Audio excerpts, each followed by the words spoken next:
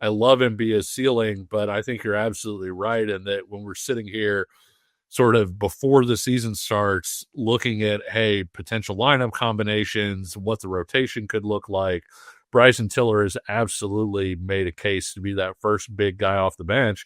And in this case, Nick, I think he's the first guy off the bench at the 4 or the 5.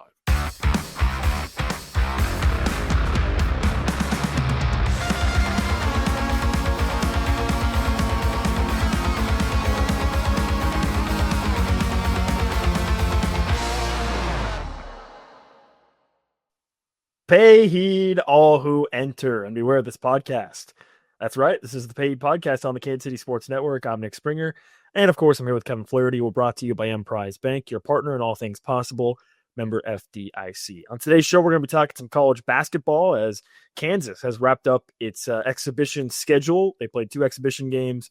And now the real deal comes up next week for KU, starting their season against the Fighting Doug Gottliebs of Green Bay. So that should be a fun one coming up next week. And then no rest for the weary for Kansas because they'll be playing North Carolina in their second game coming up on November 7th. And that'll be a big game for them as well. We were just looking at the schedule before we started recording, Kevin, and the Champions Classic comes later this year. It's not until November 18th. So Kansas will have Duke at that game coming up later in the year as well. So, but yeah, college basketball is here. Kansas is ready to tip off another season. And it's a season that I think maybe internally, the expectations are still there, but externally, the expectations maybe aren't as high as they typically have been for Kansas in recent years.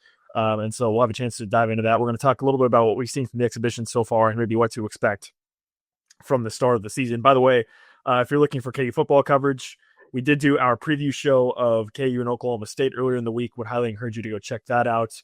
Previewing the Oklahoma State game. And we will also be live on Saturday evening after the KU Oklahoma State game at David Booth Kansas Memorial Stadium for our post-game show. So be sure to join us for that. The best way to do that is to subscribe on YouTube at Kansas Jayhawks KCSN.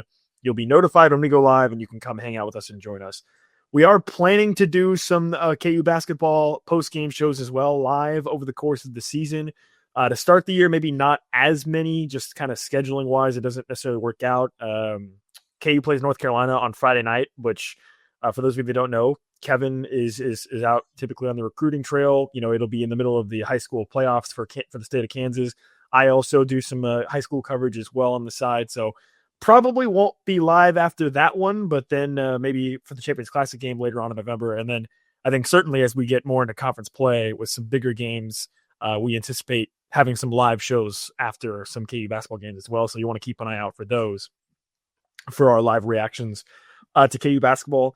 Also, so long story short, all you need to know is that you should be subscribed on Apple and Spotify and on the YouTube channel at Kansas Jayhawks KCSN. And thank you if you have already done so.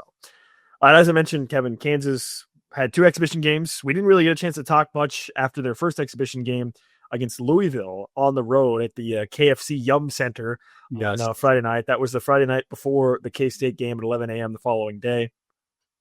And just some quick takeaways that I had from that game. Then we can talk more about the Fort Hays State game, which happened on Tuesday as well. But from the Louisville game, I mean, the story starts and ends with Darryn Peterson.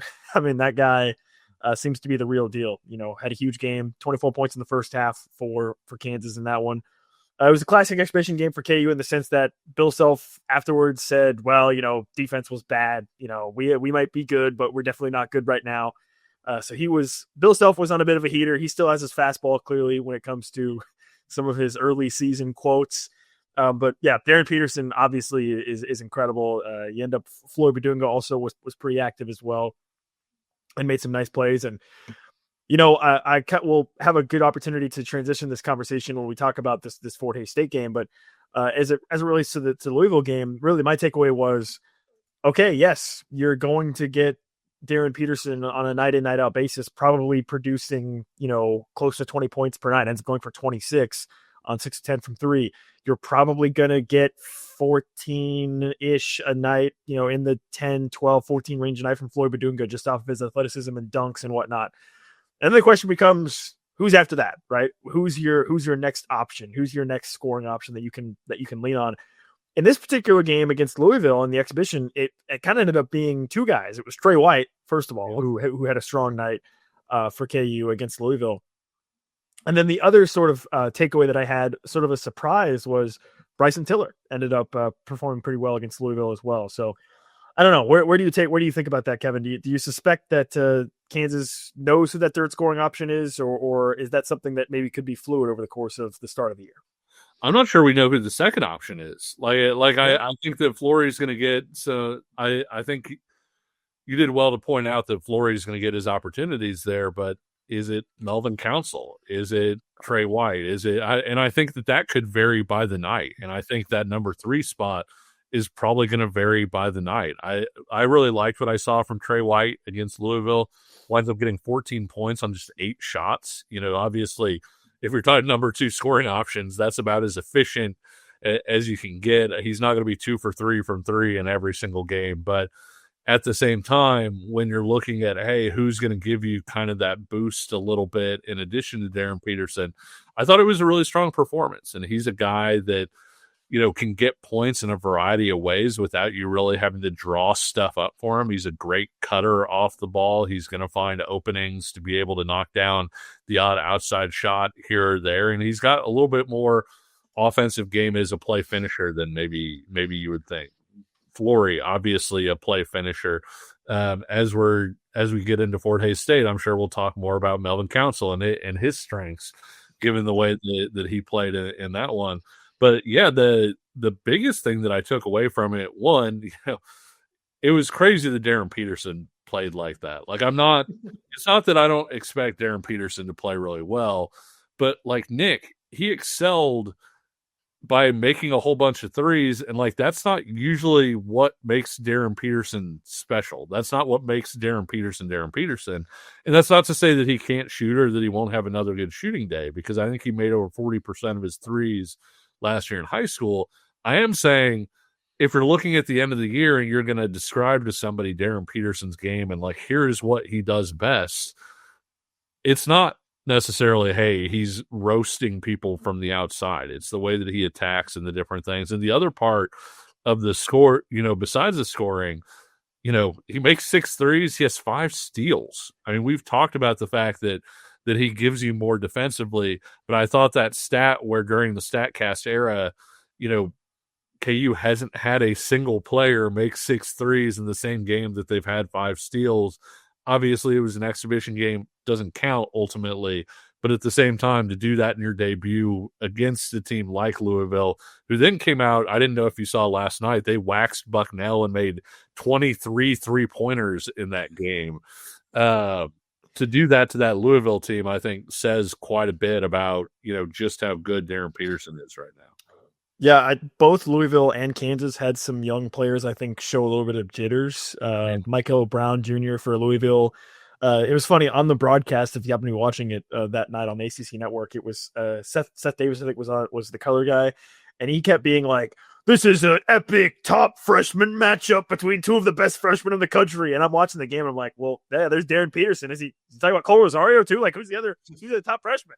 But Michael Brown Jr. is a great player, and I'm sure he will have a great season for Louisville. But yeah, he was really, the lights were a little bright for him, I think, in that particular game. And same goes for Cole Rosario, right? Cole Rosario, I think in both exhibition games, really, if we're talking just holistically about what we've seen, looks like a guy that's playing a little bit too sped up right now, right? He just needs a little bit more time maybe to get settled into things and have his impact. But circling back to what you said about Trey White, there were 2 points that I wanted to make off of what you said. And sure. One is, it's obvious from watching Trey White play for like 30 seconds why Bill Self wanted him in the first place. If you remember, he was previously committed to Kansas at one point in high school, was heavily recruited, and then why he wants him now, or why he eventually recruited him out of the transfer portal now, is because he's just the perfect role player, right? He just does everything you want from a glue guy player, a guy that can be that type of player. And so, yeah, it's clear why Bill Self loves him. It's obvious why he's probably going to be playing a lot of minutes and be utilized quite a bit. And I think he has a lot of confidence in himself and what his role is, right? He's openly talked about wanting to be the best defender on this team, wanting to be the guy that can be leaned on defensively. And so I think it makes a lot of sense why he's on this roster and why I think he'll probably excel in that role. And then as it pertains to Floyd Badunga, yes, I should backpedal a little bit. You you said, you don't know who the second option is. That's fair because I don't know that you would consider Floyd Badunga to be the second scoring option from the standpoint of like, we're in the half court offense and we have Darryn Peterson and Floyd. Like, I don't think you would consider Floyd Badunga to be your second scoring option in that situation, right? He's definitely going to be more of a guy like, here's a set play to get him a lob. Here's a set play to get him an easy dunk, right? Or, he's going to be your guy that can clean up, offensive rebounds, wherever, and score. So I think I would actually probably agree with you that from that perspective, he's probably not necessarily like your second scoring option, even though he's probably going to end up scoring as if he were a second scoring option type of player. So yeah, it'll just depend. I like Trey White. I think honestly, Kevin, I think in a perfect world, and this probably won't happen right away for Kansas, but maybe by the time we get in January and February, I think in a perfect world, your third/second scoring option is Cole Rosario. I think that's probably the perfect world where he's your guy that is just your flamethrower on the outside that is athletic and make a bunch of plays, and he might be. I don't know. I'm just thinking out loud here. That to me seems like it would be the best case scenario. Well, and I like the idea of Flory as your number 2 option if you think about it from a football standpoint, right? Like where a quarterback drops back and he has an option here and an option here, right? Because the primary option is probably going to be Darryn Peterson, but he's probably going to be coming off of a screen and roll, right, with Flory. And so Flory would just theoretically be the number 2 option on that play. And then, if you start working it around from there, your next option becomes either Cole Rosario, sitting open on the opposite wing, maybe swinging the ball and getting a driving attempt for somebody, for somebody like Melvin Council, having Trey White with the cutting and things like that. But from that perspective, yeah, like your opening salvo, what you're running to try and get points is Darryn Peterson 2-man game with Flory Badunga. And from that perspective, that's kind of what you're building a lot of your other pieces off of. And so I like it from that standpoint. I don't know if I agree about Cole Rosario, though. I think, he to me is, kind of your number 4 guy. And I would maybe even put Trey White number 5, just in that I don't think you have to run a lot for Trey White. Even if he winds up scoring at a decent level, it's going to be points in the margins, right? Like, oh, he back cut somebody for a bucket here. Oh, he got an offensive rebound here. He made a nice little slip here, maybe a transition bucket here. And next thing you know, he's got 14 points on 8 shots. And so I think that when you're sort of measuring all of that out, I don't know if Rosario would be as high on my thing. I tend to still think, if you're looking at sort of guys who are going to drive the offense forward and be primary threats, I wonder if Melvin Council wouldn't be a little bit higher on my board. And I think, he's obviously coming off of being banged up, and you can see there's a little bit of rust there. But I think when you're bringing a guy like Jaden Dawson off the bench, that's certainly an opportunity that he has too, to be sort of that bench scorer that KU has had with some of their better teams, where they can bring in a guy, he can come in, he can make some shots here and there and impact the game offensively. I think that's where Jaden Dawson kind of slots in. I want to expand on both Melvin Council and Jaden Dawson, but first we're going to take a quick break, which gives us a chance to remind you that you could be on the field if you inside the 50-yard line at GEHA Field for an official coin toss at a Chiefs home game this season. Visit Chiefs.com/GEHA now to enter to win for a chance to be on the field for a once-in-a-lifetime view of the pregame coin toss. Plus, you can score other exclusive prizes, enter for a chance to win at Chiefs.com/GEHA. GEHA is a proud partner of the Kansas City Chiefs. More KU basketball talk is coming up next. My name is Terrell Jolly. A lot of people call me TJ, founder and CEO of Integrity Capital Management. So Integrity Capital Management originally started out as a property management firm, but we slowly transitioned to what is described as an incremental development firm that's focused on situational housing. I know most people say affordable, but we believe in creating housing for people that are actually in need and built to the end user. I believe everyone needs a home, because when you have home, you have hope. The reality is that when you're building a business, one thing you don't think about is like what a true banking relationship means.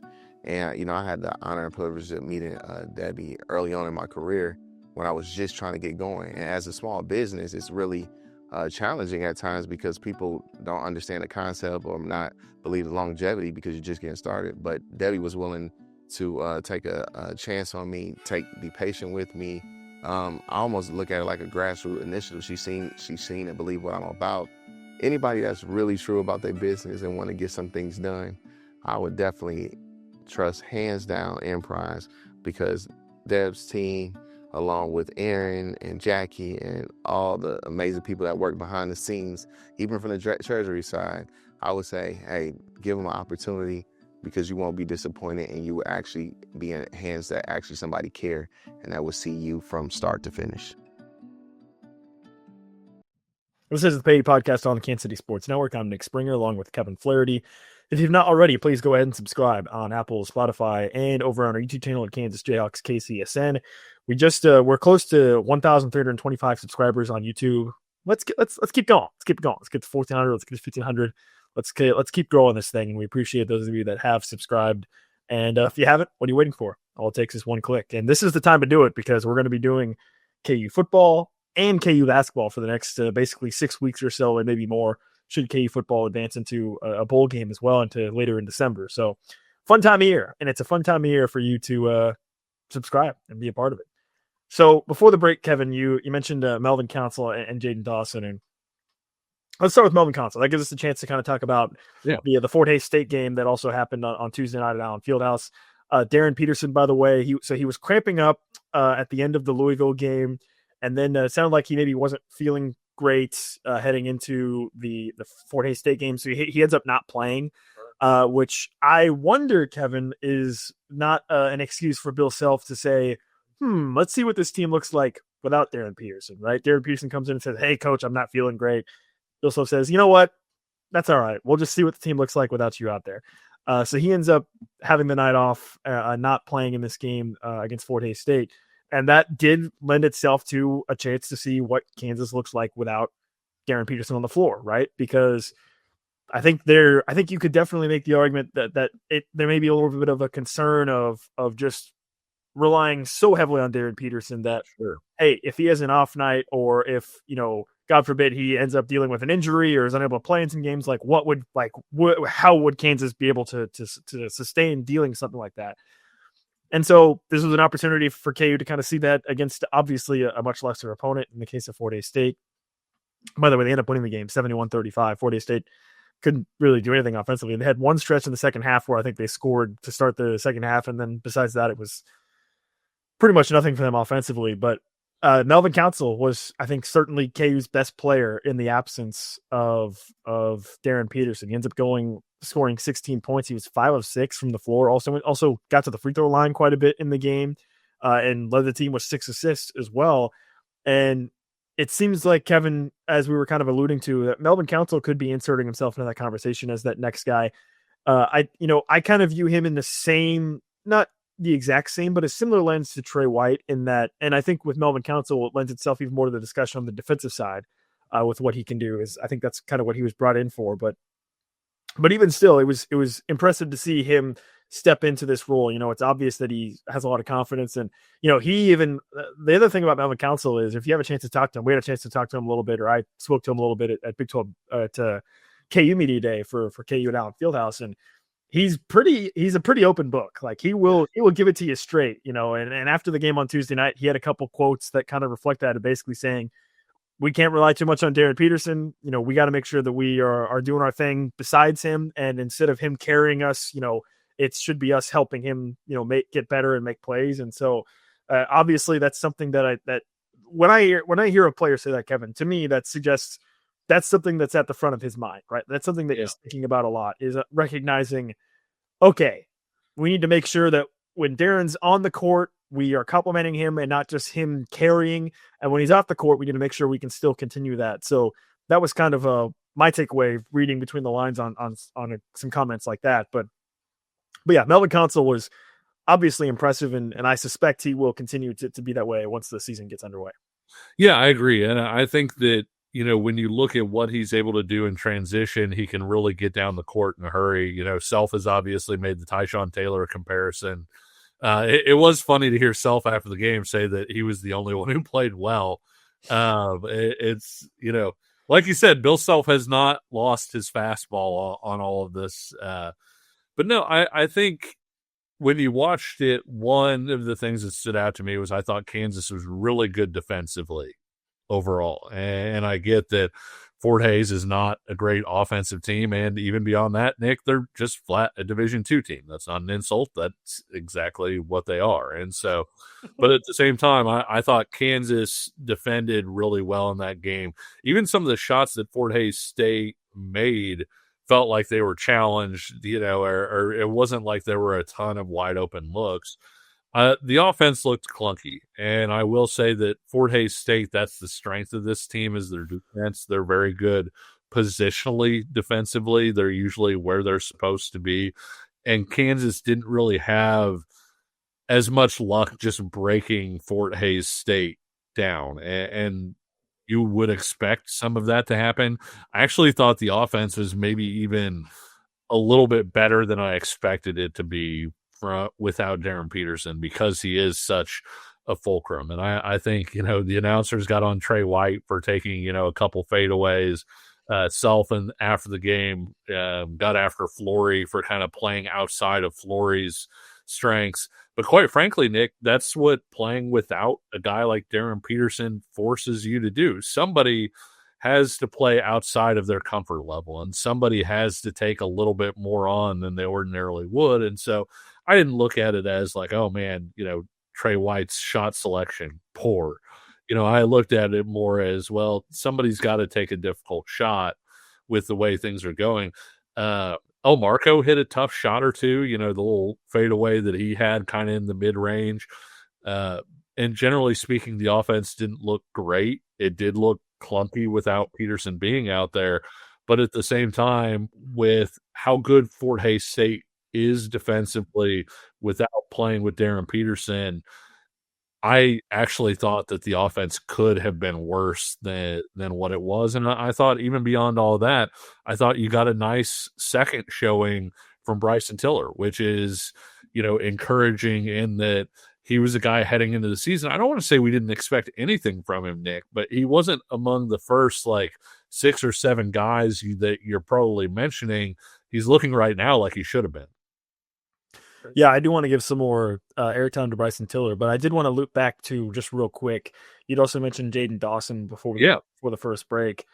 You kind of sort of answered the question I was going to ask you a little bit, but I just want to have you expand a little bit more in the sense of, is there any concern about Jaden Dawson at this point? I mean, he's been a little bit banged up, but just he hasn't seemed really gotten anything going to this point. Obviously, we've only seen him in very limited action in the exhibition, so I'm very, very far from saying panic or whatever, right? But I'm just basically asking, should there be any concern about him being able to get going, I guess, as the season gets rolling?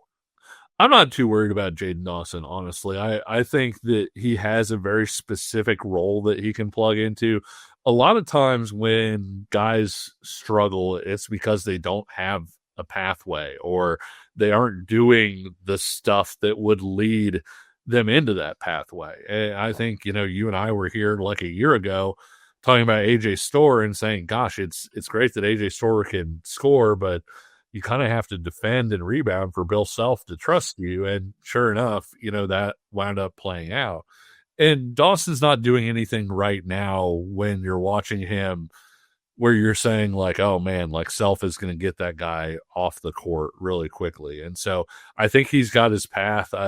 He doesn't seem to be super comfortable just yet. I think you put that in a really good way. But I also think that once he starts to have some comfort level, once those shots start falling a little bit, I do think that there's definitely a spot for him in the rotation to kind of do the thing that he was brought in to do. Well, and again, these are exhibitions, right? So there's no reason to feel or get too up in arms, I think, about that. But I look at the 3-point shooting, and you take away what Darryn Peterson did against Louisville, and the rest of the team for Kansas. I think if you take him away, they were 2 of 11. I think everybody else. You look at what they did against Fort Hays State; they were 4 of 15. So it is pretty obvious that I think for the offense to be at its absolute peak, you really are going to need one of probably Jaden Dawson or Cole Rosario to be, a more consistent 3-point shooter. And obviously, best case, you have both of them, that are shooting the ball pretty well, right? But it does feel like those two guys, I think, plus Darryn Peterson is sort of your core of main shooters, and that seems to be the reflection of what we've heard from players specifically. Players have been asked, hey, who are the best shooters on the team? Those are usually the guys that come up, so it makes sense, right? So it's not something to be concerned about, but as the season progresses, I think you do want to see one of, if not both of those guys. In the case of Cole Rosario, I think it just comes down to playing more, getting settled in. Yeah. Again, we talked about it earlier in the preseason, but 8 months ago, Cole Rosario was barely known to like anybody. And then, he's rising up, and all of a sudden he's getting offers from all these blue bloods. And now here he is, starting for Kansas as a freshman. So that's a lot to take in, I think, as a young player. And so I don't have any reason to believe that he won't eventually, settle in and feel more comfortable. But, you want to see that. And then obviously you hope to see Jaden Dawson continue to get healthier and shoot the ball better as well. So I don't know. That's kind of where I'm at. Like when I look at this offense in terms of that area, right? Because everyone obviously always wants to just hyper focus on 3-point shooting in today's era of college basketball. And for Kansas, once again, I think it comes down to probably those two guys, in addition to Darryn Peterson, in addition to the occasional Trey White, right? Like, but it's not something that I would be worried about at the moment. Yeah, I'm in the same spot. Like, I'm not saying that it can't be a concern, but I'm saying it's too early to be a concern, really. You're still getting timing down. You're still getting all of the different parts down that lead to making shots. And so, and quite frankly, whatever offensive flow that you probably built during the offseason around playing with Darryn Peterson wasn't there against Florida State. And so, I think that that's probably a factor as well. But I'll be more interested to see, hey, how do they shoot the ball against North Carolina? How do they shoot the ball against Duke? How do they shoot the ball in some of these challenges that they're going to have? And I'm not sitting here saying you got to make 40% of your threes or I'm terrified, but you do have to at least, I think, have the ability to pull defenses out from packing the paint, especially since that's where you want to get it. And even if teams are packing the paint, I think we've had some nice early indicators from guys like Melvin Council that he can get to the free throw line and generate points in a way that they weren't a year ago. Yeah, that is true. They were not getting the free throw line last year. Now, some of that was Hunter Dickinson was getting fouled and it wasn't getting called because kick, suplex. Yeah, some of that I think factored into it. But yes, you're right. That is another aspect of it. But I will say, I think it also was nice for Kansas to play an exhibition at Louisville in a road environment because they're going to be tested early when they go to Chapel Hill. So, all right, we've been dancing around Bryson Tiller a little bit more. I want to spend some more time talking about him and some of our other final takeaways from these exhibition games. We'll do that coming up next. Hey, NFL fans, what's your favorite touchdown? For me, it's the next one. And that's because with DraftKings Sportsbook, an official sports betting partner of the NFL, every touchdown could bring you closer to cashing in. First touchdown scores to anytime touchdown props or the thrill of live in-game betting, every snap is loaded with opportunity. And here's the best part. New customers bet just $5, and if your bet wins, you'll get $300 in bonus bets instantly. So your team hitting pay dirt pays out to you. You download the DraftKings Sportsbook app, use code KCSN. That's code KCSN for new customers to turn $5 into $300 in bonus bets if your bet wins. In partnership with DraftKings, the crown is yours. If you have a gambling problem, call 1-800-GAMBLER. In New York, call 877-8-HOPE-NY or text HOPE-NY to 467-369. In Connecticut, help is available for problem gambling. Call 888-789-7777 or visit ccpg.org. Please play responsibly on behalf of Boot Hill Casino and Resort in Kansas. Pass-through of per wager tax may apply in Illinois. Must be 21 plus age and eligibility varies by jurisdiction. Void in Ontario. The bet must win to receive bonus bets which expire in 7 days. Minimum odds required. For additional terms and responsible gaming resources, visit dkng.co/audio. Limited time offer. This is the Paid Podcast on the Kansas City Sports Network. I'm Nick Springer along with Kevin Flaherty. Thanks so much for joining us. And again, if you're looking for football content, I highly encourage you to check out our preview of Oklahoma State and Kansas. We'll be live on Saturday for KU and Oklahoma State post-game And then, of course, we'll be continuing to talk both football and basketball as Kansas basketball kicks off its season coming up later or early next week against the Fighting Doug Gottliebs from Green Bay. So looking forward to that. Okay, we've kind of danced around a little bit, but I think certainly the biggest surprise from these exhibition games for Kansas is Bryson Tiller. You kind of outlined it, Kevin. Bryson Tiller, I think, was a guy that he certainly wasn't on the tip of your tongue when you were thinking about players to keep an eye on for Kansas heading into this season, right? In terms of the transfers that KU brought in, obviously Darryn Peterson and Cole Rosario, like Tiller had kind of taken a little bit of a backseat, I think. And, on top of that, we're talking about a young player that hadn't played organized basketball in damn near a year after he had joined the team in January, after he had surgery on an injury, wasn't really available at all and starting to come back this summer. But, maybe this is on us. There is one guy who has kind of been trumpeting how good Bryson Tiller can be basically since he got here. That's Bill Self. Self, if you listen to what he's been saying about Bryson Tiller, he's been calling him a pro basically since the second he got to campus. It's just that he's been not available or not in the public eye due to injury, so we haven't had a chance to really see what he can do. But boy, very impressed with what he has brought in these exhibition games. Now, obviously, we'll see if that trend carries over into the regular season. But yeah, it was really fun to watch him against Louisville. In fact, I was watching part of the Louisville game with a friend of mine, and Bryson Tiller made a nice play on the baseline and ended up dunking it. And my friend was like, "Wow, that was a really great play from Paul Mbia."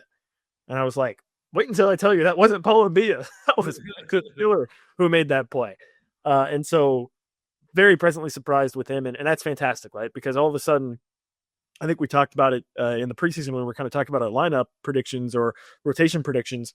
You've got basically Trey White and Floyd Badunga, and then behind them, Bryson Tiller and Paul Mbia, right?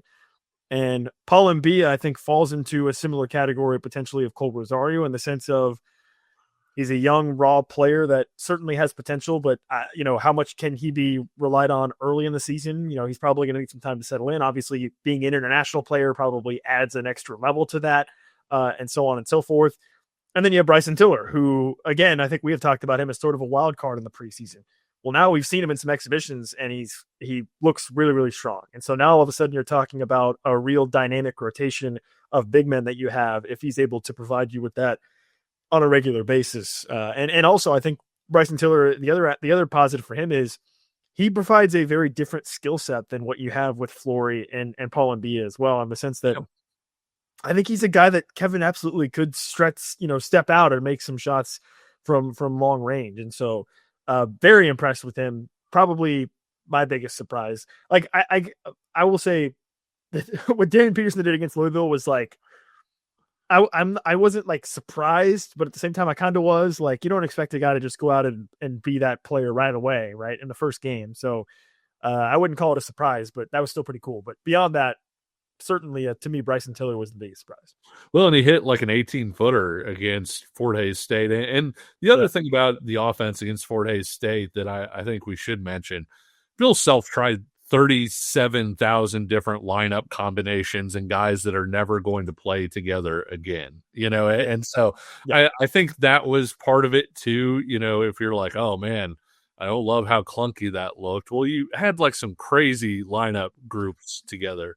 But I do think that one of the discoveries, if you will, pleasant surprises, however you want to call it, I think Bryson Tiller has shown that he's a guy that you can play alongside Flory in a two big lineup. You can play him in place of Flory and give yourself a little more skill at that 5 spot.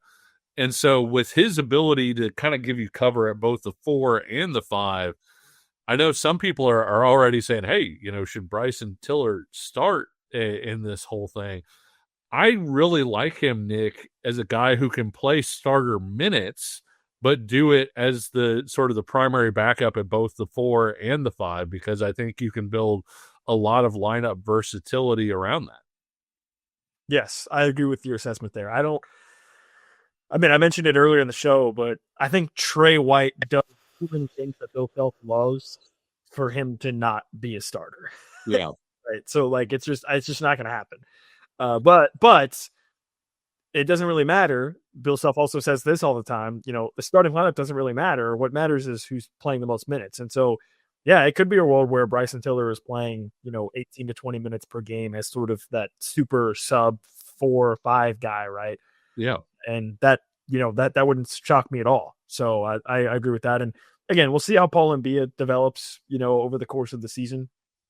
I think I mentioned it, the vision that I have for Paul Mbia, Kevin, is basically Fleury 2.0. What I mean by that is get him out there 12 to 14 minutes per game. He'll, I'm sure, showcase his incredible athleticism. Obviously, he has incredible length as well. While Fleury's your main guy, then ideally Fleury has the type of season where he then goes on to the NBA draft, and then you're looking at setting up Paul Mbia next year in 2026 to have this to do what Fleury has done over his, what would have been done over his 2-year career. So that's kind of the vision I have there. So, that's basically meaning I don't really anticipate Paul Mbia to be like a huge contributor on a night in, night out basis, but how Bryson Tiller is looking like somebody that maybe could be playing himself into a night in, night out guy. Yeah, you're absolutely right. And I think the other thing about Mbia, we talk, I feel like every year, Nick, about guys that are going to potentially win you a game at some point. And when I say that, I don't mean guys that are going to drop like a 20 and 10 as you win. I'm talking about a guy that's going to give you good minutes, give you like an 8 and 4 in one game, and you wind up winning by 5, and their positive minutes were a big part of that. I could see him being that guy at some point this year where, hey, maybe he's fairly down the rotation. Maybe you like Bryson Tiller more. You have, injuries or foul trouble or whatever. You have him in, he plays, 12 minutes, gets you 6 points and 6 boards, and you wind up winning a game, and you don't look at it as like the primary storyline. But when you really start to dive into it, you say, man, those minutes that he gave you there were really big. It feels like Baylor's always got sort of a big man or a backup big man who can be that way, that can go, you don't really think about the guy for 30 minutes, and then there's a 5-minute stretch where he's the best guy on the court, and he winds up swinging a game. And I think Mbia is kind of tracking that way. I love Mbia's ceiling, but I think you're absolutely right in that when we're sitting here sort of before the season starts looking at, hey, potential lineup combinations, what the rotation could look like, Bryson Tiller has absolutely made a case to be that first big guy off the bench. And in this case, Nick, I think he's the first guy off the bench at the 4 or the 5. Yeah, I would agree with that. So biggest surprise for sure was that in a positive way. But at the end of the day, Darryn Peterson, he's the real deal. Yeah, That's the big takeaway. He's the real deal. This Kansas team is going to go as he goes.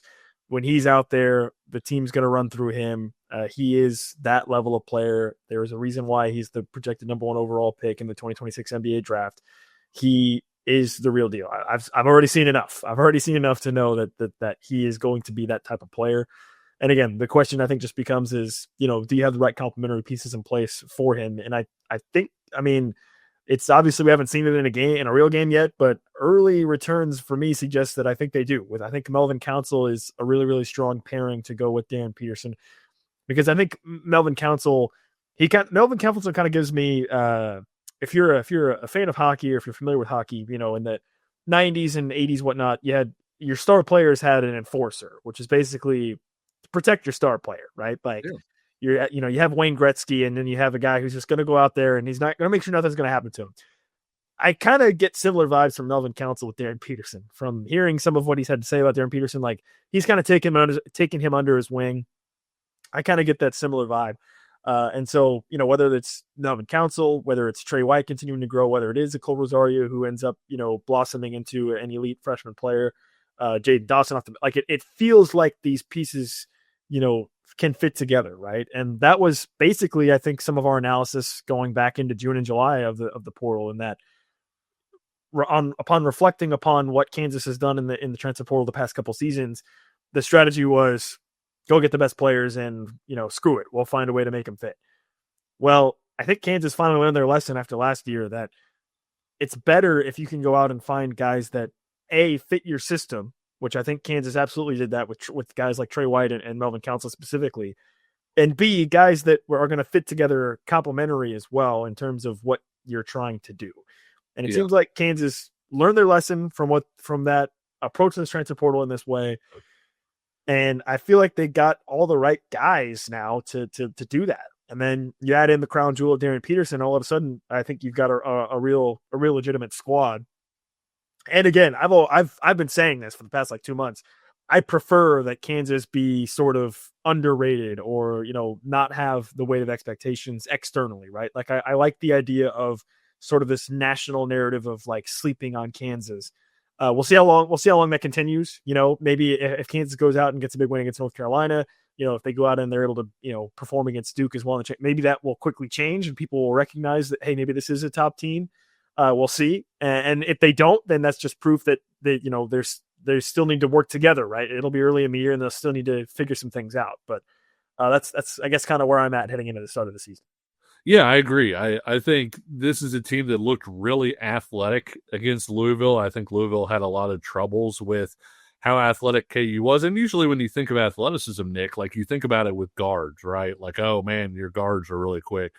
I think KU has a lot of roster athleticism up and down. I think they've got athletic big guys, and I think they can run the floor, they can defend. And so if you build this team around being basically a grimy-ass defensive team that's going to get stops, they're going to rebound, and, hey, on the other end, you're going to put the ball in the hands of the best player in the country, I think that's a formula you can win a lot of games with. Yeah, I agree. And again, like we've talked about, this non-conference schedule for Kansas is tough. And so I think we'll learn pretty quickly sort of maybe where this team will still need to grow and what maybe some of their flaws could be and maybe what some of their strengths are. I think we'll know basically by the end of November, right? Like where they will need to work on more and step forward and so on and so forth, because they have a pretty tough non-conference schedule. Which leads into obviously a tough conference schedule as well in the Big 12. So, regardless, looking forward to the basketball season this year. Hopefully, it's fun and we have some good moments. I think the bottom line is, and I think Bill Self said this himself, or somebody maybe said it, but I think the bottom line is this team is going to be more fun to watch just from the outside, from a fan perspective. There were certainly some games last year where even me, and obviously we analyze this team, we talk about this team on this show and whatnot, but there were some games last year where I was like, man, I'm really about to sit down and watch KU play against, Utah or play against, whatever. Dude, this sucks, I don't think you're going to have that feeling with this particular team. I think this team's going to be excited, even if maybe they lose some games here and there, take their lumps, I think still with Darryn Peterson and sort of everything else they have, I think regardless, this will be a team that fans can sit down and say, you know what, I'm excited to watch these guys play. I'm excited to see this team showcase its athletic ability and basketball ability on the court. So that was kind of something else I wanted to mention there at the end. So any other final thoughts, Kevin, before we'll talk again about this team after they've played a real game when they play Green Bay? No, I'm ready for the season to get started for sure. So we will not quit on football. We will be there, win, lose, draw. You can't draw, but you get the idea. But at the same time, it is nice to get a chance to watch this team. And I really do think that, to your point, I think fans are going to really get into how hard this team is going to play, how much they're going to compete. And, even beyond that, I think they're going to really enjoy watching Darryn Peterson play basketball. Yes, absolutely. I certainly enjoyed it when he played against Louisville, and looking forward to him in the regular season as well. But as Kevin said, we're pulling double duty. We're going to continue with our KU football coverage, and we will be live on Saturday evening after the KU Oklahoma State game, breaking down that game, sharing our thoughts on it with some live reaction. So you want to tune in for that. And the best way to tune in is to subscribe on Apple and Spotify and on our YouTube channel at Kansas Jayhawks KCSN. So you can join us for our live YouTube channels. Join our live chat, join the conversation with tons of other great KU fans. We really appreciate those of you that do so. And I will look forward to talking to you again on Saturday as we've officially entered into crossover season with KU football and KU basketball. And we'll try to keep you covered as best we can here on KCSN. So really appreciate you. And until next time, we'll talk to you on Saturday after the KU game. He's Kevin Flaherty. I'm Nick Springer. See ya.